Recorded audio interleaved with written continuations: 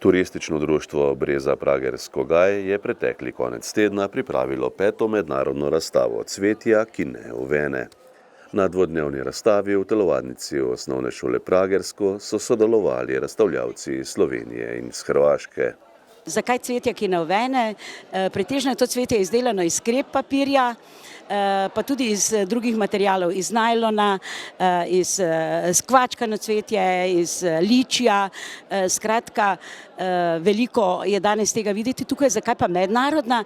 Zato, ker danes so z nami gostje iz Hrvaške in dve skupini, sicer iz Nedelišča in pa iz Madžareva, tako da oni gostujejo zdaj pri nas, mi pa jim bomo obisk vrnili. No, letos na tej razstavi razstavlja preko 80 razstavljavcev iz velikega dela Slovenije. Najdlje so nas obiskali iz italijansko-slovenske meje, iz kraja Repentabor, zajeto je Prekmurje, Dolenjska, vse tudi do Ljubljane, kraj, tako da je resnično veliko cvetja. In namen naše razstave je pravzaprav v tem, da pokažemo, da ta naša bogata kulturna dediščina med nami še živi. Nismo pa ostali samo pri ohranjanju dediščine.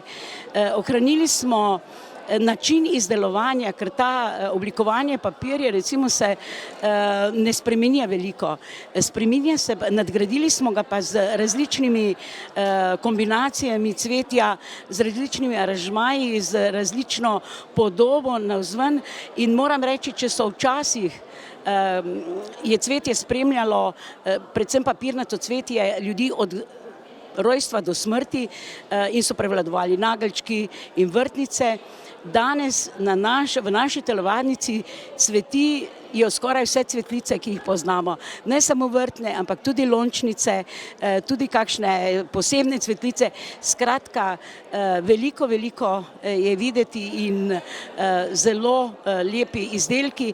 Ugotavljamo, da se razstavljavci in razstavljavke izredno trudijo in da vsako leto pripravijo kaj novega, tako da prav skrbijo čez leto, da se spomnijo, s čim se bodo tu predstavili.